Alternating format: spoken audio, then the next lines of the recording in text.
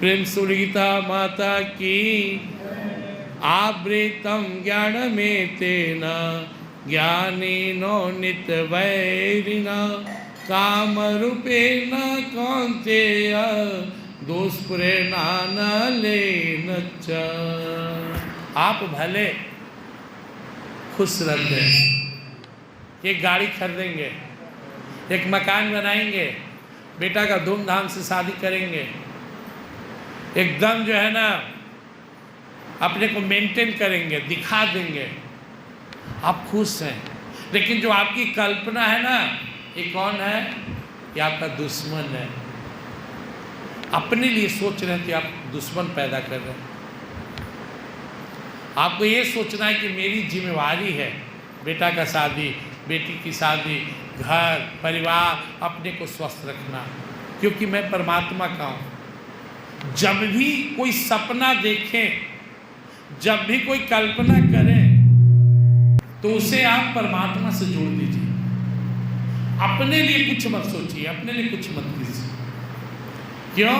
ये आपकी कामना ही आपका सबसे बड़ा दुश्मन है, जो आपको मन को खुश कर देता है। एकदम मन में भाव आया कि आज जो है ना, आज रास्ता में ओखन साहब हलवाई के यहाँ 4 एकदम काला जामुन मारना है, मतलब मन खुश हो गया, या बैंक से इतना पैसा आने वाला है। लेकिन जो आप अपने लाभ के लिए सोच रहे हैं, यही आपका वैरी है। इसको चेंज करना है। अब खाने का मन है तो सबसे आसान उपाय है कि आज हम अपने गुरुदेव को रसगुल्ला खिलाएंगे, कुछ चढ़ाएंगे तो कुछ खा भी लेंगे। आज अपने प्रभु को एकदम बढ़िया मिठाई खिलाएंगे। अपने को अलग से सुखी करने का प्रयास मत कीजिए। जैसे मछली तभी तक सुखी है जब तक जल में है।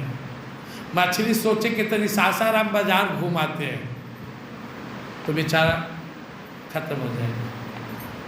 इस परमात्मा और गुरु चरणों से दूर गए तो साधक के जीवन में प्रॉब्लम हो जाएगा। इनको नहीं छोड़ना, इन प्रकारे इनसे जोड़कर रहना है कि गुरुदेव को बेटा दिए हैं, इसको बढ़िया से पढ़ा देना है, सेट हो जाए, हमको तो भजन करना है। वो बेटी दिए हैं, बढ़िया घर चला जाए, भजन करना है। तो घर बनवा दे रहने के लिए, फिर गुरुदेव का वो आश्रम में होगा, हमको तो भजन करना है। पड़ोसी के यहाँ शादी विवाह है, जाएंगे घुमाएंगे, हमको तो भजन करना है। लास्ट में जोड़ना क्या है? हमको तो भजन करना है, हमको क्या संसार में। आदत बना लीजिए कि आज घर में कटहल की सब्जी बड़ा बढ़िया बनवाना है, बेटा पुतों को खाना, हमको क्या, हमको तो सूखी रोटियों खा के भजन करना है। ये तो साड़ी कह दी है बहन, तो वो खरीद ले रहा है, हमको क्या, हमको तो सादा पहनना और भजन करना है। अंदर के अरमान को अपने लिए हटा दें। पर्सनल कोई सपना हमारे जीवन में ना हो, पर्सनल कोई अभिलाषा हमारा नहीं, न भोजन का, न शयन, न नयन, न कोई सुख, कोई शौक, कोई सपना मेरा नहीं। क्यों? क्योंकि भक्त का सुख भगवान और गुरु के साथ जुड़ा है। भक्त तभी सुखी होता है जो भगवान का सेवा करता है। भक्त का कोई पर्सनल लाइफ नहीं है। भोक्तारम एकदम शाम सर्वलोक में स्मरम सुहृदम सर्वभूतानाम ज्ञातवा माम साधु। भगवान कहते हैं भोक्ता मैं हूँ, तुम भोग्या हो, तेरा आनंद मेरे चरणों में है, आओ। और आप सच सच बताइए सोच के कि जो आनंद इस चरण में मिलता है, कि कहीं मिलता है संसार में? कभी नहीं मिलेगा। अपना आनंद तो इन्हीं के चरणों में। अकेला सपना आपका दुश्मन है। क्यों? अगर प्राण छूट गया तो कल उस सपना और उस अरमान को भोगने के लिए फिर आना पड़ेगा आपको। जन्म का कारण वासना है। पूरा मन में वासना लिए प्राण छूट गया, आइए फिर जन्म लीजिए। और वासना ही नहीं है तो फिर आएंगे किस लिए? इसलिए क्या करें, शब्द का क्या प्रयोग किया भगवान ने? नित्य वैरी ना, ये तेरा नित्य वैरी है, जन्म जन्म का वैरी है, क्योंकि यही तुमको पकड़े हुए है। कबीरदास जी क्या कहते हैं? माया मुई न मन मुआ, मर मर गया शरीर, आशा तृष्णा नाम हुई। यूँ कही गया कबीर, शरीर मर रहा है, लेकिन मोह माया और वासना नहीं मर रहा। परिणाम क्या होगा? फिर जन्म लेना पड़ेगा। शरीर रहते इसको मरना है। 5वां अध्याय में आप सुनेंगे, भगवान कहते हैं शरीर रहते, शरीर के मरने से पहले ये अंदर वाला को मार दे। कैसे मरेगा? तो सह ले, कितनो मन करे कि करेंगे भोगेंगे विषय, मत कर, मर जाएगा, अपने मर जाएगा। शक्नोति है वह यह सोढ़ो प्राक शरीर विमुक्षना काम क्रोधोद्भव वेगम सयुक्तः स सुखी नरः। शक्नोति है वह, सह ले। कितना देर के लिए आता है? कुछ देर के लिए मन में आएगा कि काम कर ले, उसको सह लीजिए, खत्म हो जाएगा। कोई भी कल्पना वासना लंबा समय नहीं रहता मन में। क्रोध आया, लड़ गए, नहीं सो जाइए 5 मिनट, फिर उठी क्या लड़ेंगे, तो क्रोधे नहीं चल गए। हमको उसको झेलना है। शक्नोति है वह यह सोढ़ो, इसको सहने की क्षमता पैदा करो। प्राक शरीर विमोक्षनात्, इस शरीर को मार दे या शरीर मर जाए इससे पहले तू इसे मार दे, समाप्त कर दे, इसके प्रभाव से मुक्त हो जा। काम क्रोधोद्भव वेगम सयुक्तः स सुखी नरः। ये काम हो, क्रोध हो, लोभ हो, ये जो भी वेग है हम नहीं हिलेंगे। से अभी कोई आए आपको कहे कि चलिए उधर आपको मिठाई खिलाएंगे, हाथ पकड़ ले, नहीं जाना है मुझे, हट भाग। ऐसी ही ताकत चाहिए। काम आ रहा है, क्रोध आ रहा है, लोभ आ रहा है, हट, नहीं हिलना है मुझे, नहीं लड़ना है आज हमको। अंदर से मन ताव दिलाएगा। वो ललकार रही है तो गोतनिया तू सह रहा है, नहीं लड़ना है मुझे। पड़ोसी तुम्हारा गाली बक रहा है, अरे नहीं लड़ना है। आज निमन निमन चीज छना रहा है, बन रहा है, तू सत्संग जाएगा, चल उन्हें रिंग सिरोमनी में, नहीं खाना है मुझे। सांझ के जाएंगे, बड़ी तंग करेगा तो जाएंगे और झोर थोड़ा सा छूक के आलू के मुंह में डाल लेके कहेंगे हो गया। तो यह लड़ना पड़ेगा, ना कहना पड़ेगा, ना। नींद कहेगा सो सो और सो, नहीं सोना है। मन कहेगा बड़ा थकावट लग रहा है, के ने आज भर ध्यान सत्संग आसु, तो नहीं सोना है। बुद्धि कहेगी वो चिकन चीज बना खा लेते, नहीं खाना है। ना कहना पड़ेगा, लड़ना पड़ेगा, क्योंकि आपको एकदम गुलाम बना के रखे हुए हैं। जो कह दिया आप चल दिए। कहाँ जाए था? चाय पी के बड़ा मन कर रहा है। कहाँ जा रहे हैं? मन न लग रहा है, तेरी मंथरा मौसी से भेंट करे जा रहे हैं। कहाँ जाए था? शकुनी मामा हमारे आए हैं गाँव में, तो नहीं जा रहा, मन न लगे। कहाँ जाए था? जाए थी तनी ताश खेले। कहा या गुलाम ने मूड़ी गाड़ी चल दी। पहले अपने से लड़े, फिर अब परिवार से सामना करना होगा। पत्नी पूछेगी कहाँ सो जो गए? मालूम नहीं तुमको कि सत्संग जा रहे हैं, कोई काम है तो बताओ। हाँ सत्संग, बस ठीक है, चुप हो जाओ, हम जाएंगे। पहले खुद पर जीतेंगे, फिर अपना जिम्मेवारी को निभाते हुए सत्संग भी करेंगे। इसलिए क्या करें? यह हमारा जन्मजात दुश्मन है। अपने को पर्सनल सुखी करने का भाव ही दुश्मन है। हमको पर्सनल सुखी नहीं होना है। हमारा सुख प्रभु चरण में, और हम देखिए सुख को बांटने से सुख का इच्छा चला जाता है। आपको 4 गो रसगुल्ला मिल जाए भी, तो आप क्या करेंगे? चाहे तो चारों खा जी। लेकिन आप क्या करते हैं? आहा पोतवा आशा देख रहा होगा, एगो पोतिया होगा, एगो हमारा बेटा होगा, एगो आप कैसे दे देते हैं, और उसको खाने में आपको बड़ा आनंद आया। यानी सुख बांटने लगेंगे तो अपनी इच्छा खत्म हो जाएगी। लेने के फेरे मत रहिए। सुख दूसरे को दीजिए, सम्मान दूसरे को दीजिए, तो अपना इच्छा नहीं रहेगा। कोई को देखिए एकदम आदर से झूम उठिए, आइए आइए बैठिए। सुख प्रेम सम्मान देने से वासना खत्म हो जाता है। और लेने की इच्छा करने लगे, दूर से देख लिए, कहा मौसा आ रहे हैं, कुछ ठग लिया जाए, तो वासना जग जाएगा, मन में कामना जग जाएगा। तो हमको पर्सनल सुख नहीं चाहिए। गुरुदेव, प्रभु, अब परिवार, हमको सुख कहाँ? माँ को देखिएगा, बच्चा खा रहा, माँ एकदम मगन है। बच्चा को खिलाने में माँ को आनंद है, शिष्य के खुशी में गुरुदेव का खुशी है, भक्त को खुश रखने में भगवान का, तो भक्त भी भगवान के लिए जीता है।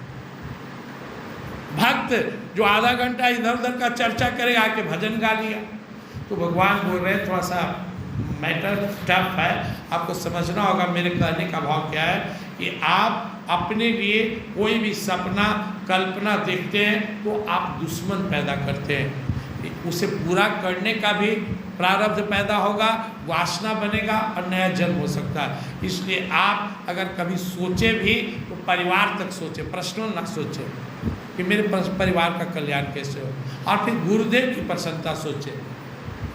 काम रूपेण कौन्तेय दुष्परिणाम लेन च, क्योंकि यह जन्मों से आपको गिरा रहा है। मनुष्य का पतन का सबसे बड़ा कारण क्या है? यही कामना ही तो है, वो भगवान को जाने नहीं देता, कोई ना कोई बाधा डाल के रोके रहता है। इस बाधा से बचने के लिए तो हमको भगवान को पकड़ना है, और हमारे पास क्या है? समय। अब 27 तारीख के बाद आप फिर यहाँ गीता सुनने आइएगा तो पता नहीं फिर कौन सुनाएंगे, कब सुनेंगे, ये अवसर कहाँ फिर मिलेगा, कौन जानता है। मुझे भी कहाँ अवसर मिल रहा है फिर दोबारा ऐसे गुरु चरण में बैठने का, कब जाने। तो अवसर तो उनकी कृपा से मिलती है, जब भगवान की कृपा होती है ना तब सत्संग मिलता है। राम कृपा बिनु सुलभ न सुलभ, और बिनु सत्संग विवेक नोय। तो आज से हम लोग पर्सनल लाभ लोभ नहीं सोचेंगे। हाँ, अपने लिए न सजना है, संवरना है, न बनाना है, न कल्पना करना, कुछ नहीं। दुनिया को अच्छा लगे, परिवार को अच्छा लगे, गुरु को अच्छा लगे। मैं नहीं कहता हूँ कि गंदा संदा रही। पागल बाबा का मंदिर है वृंदावन में, एक बार वो उनको कोई बढ़िया पोशाक दे दिया तो पहन लिए, टोपी उपी दिया पहन लिए, और आईना में अपने को देख रहे थे रंग बिरंग से। हाँ, बड़ा सुंदर लग रहा है ऐसे। तो भगवान कृष्ण बोले हाँ, हम सबसे कह देंगे कि बाबा ढोंगी है, सबके सामने रहता है कि कुछ न चाहिए यार, देखो। बोले मत बोलिएगा, तो कहानी कहा तो इच्छा कर रहा था, हम तो कह देंगे सबसे। तो भगवान पागल हुआ, बोले हम सबसे कह देंगे कोई भगवान नहीं होता है, हम ही नाम का प्रचार रखें जी, हमारे ने बात मान के सब आपको भजता है, संत से बैन कीजिएगा। हम दुनिया वालों को कह देंगे कौन भगवान, तो कोई पूछेगा तो भगवान हाथ जोड़े, ऐसा मत करना। तो आप भी मत कहिएगा। लेकिन फिर वो बताए, पगला उनका जो शिष्य था अपना जीवनी सुना कि मैं तो इसीलिए देख रहा था कि कृष्ण भगवान हमको इन्हें ज़्यादा पसंद करेंगे कि इन्हें पसंद करेंगे। कभी बनना समझना भी हो ना तो ठाकुर जी की गोपियाँ सज रही है, धज रही, किसके लिए? भगवान। अगर हमारे अंदर भाव हो पति के लिए भी ना, तो पति के अंदर बैठा परमात्मा को एक बार देख लीजिए, सब शुभ हो जाएगा। जैसे आदमी कहीं से आया, गंगा जल छिड़क लिया। कभी अगर मोह हो जाए बेटा में, बेटी में, पति में, पत्नी में, समाज में ना, तो एक बार उनके अंदर भगवान को देख लीजिए, नजर गोचर हट जाएगा। जैसी लगे कि पति में प्रेम बढ़ रहा है ना, बढ़ाइए, मैं तो कहा 10 गुना बढ़ाइए, लेकिन अंदर वाला से बढ़ाइए, क्योंकि ये तो पत्ता है, कभी भी उड़ जाएगा। एक बार ध्यान से देख लीजिए, आपके ठाकुर जी तो हैं पति बनकर। पत्नी में प्रेम बढ़े ना, तो एक बार पति को उनके अंदर अपने उस शक्ति को देख ले, वही तो है। जिससे भी लगाव बढ़े, जो भी अच्छा लगे, आप एक बार उनके अंदर भगवान को देखें। पहले हम लोग सुनते थे कि कोई गुरु दीक्षा लेने गया तो गुरु जी कहते थे कि अपना एक प्रिय वस्तु मुझे दान कर दो, मुझे दान दे दो। बाद में लोग कहा कि जो कम देखे गुरु नीचे वाले, तो बोले एक फल दान कर दो। तो लोग कहा कि फल दे दिए गुरु जी के, अब कैसे खाएं। अगला गुरु आए, बोले एक अपना दोस्त मुझे दे दो। कोई और आए, इसका लॉजिक समझिए। गुरुदेव अगर बोले होंगे, कोई संत बोले होंगे, अपना गुरुदेव तो मस्त में, उनको तो है तुम्हारा जैसे कल्याणी तो असीम सागर है, लिमिट वाले की मैं बात कर रहा हूँ। तो कोई अगर गुरु किसी शिष्य को कहा होगा कि एक अपना प्रिय वस्तु मुझे दान करो, तो इसका अर्थ यह हुआ होगा कि जब वो वस्तु, मान लिए मुझसे कोई पूछे कि एक प्रिय वस्तु दान कर दो, तो क्या हम दान देंगे? लो भाई मोबाइल आपका हो गया। तो जब मोबाइल देखेंगे तो याद आएगा ये तो गुरु जी के दिए हैं। तो प्रिय वस्तु दान देने का मतलब होता है वो प्रिय वस्तु जब याद आए तो गुरु और प्रभु को याद कीजिए। अब आपका सबसे प्रिय बेटा है तो बेटा को प्रभु को दान करिए। जब बेटा देखिए तो समझिए ये तो प्रभु का दिया हुआ है। आपके प्रिय पति हैं, भगवान को दान दे दीजिए कि पति देव तो हमारे भगवान का अमानत है। जब पति को देखिए और जब भगवान का मान लिए तो थोड़ा इज्जत कीजिए। अभी अपना समझते हैं तो इज्जतों करते हैं, बेइज्जतों कर देते हैं, लेकिन जब आप भगवान का मान लेंगे तो आप बेइज्जत नहीं ना करेंगे कि तो भगवान जी के हैं भाई, हम कैसे बेइज्जत करें। देखते हैं जयप्रकाश जी का कितना इज्जत होता है, क्यों? ये भगवान के हैं। तो पत्नी को अगर या पति भी अपने परिवार को भगवान का मान लेना तो फिर द्वेष नहीं होगा। ये पत्नी कौन है? भगवान की अमानत है। तो भगवान की अमानत से फिर कोई बेइज्जत करेगा? उससे नहीं ना करेगा। पति कौन है? भगवान की अमानत है, तो बढ़िया से प्रेम से रहिए। गुरुदेव कौन है? आप गुरु को क्यों मानते हैं? ये भगवान का रूप मानते हैं तभी तो प्रेम करते हैं। तो इसलिए अपने परिवार को भी भगवान का मानना है और पर्सनल लाइफ नहीं जीना है। पर्सनल लाइफ अगर हम जीते हैं तो बंधन है। अपना लाइफ को भगवान को सौंप दीजिए। प्रेम श्री वृंदावन बिहार।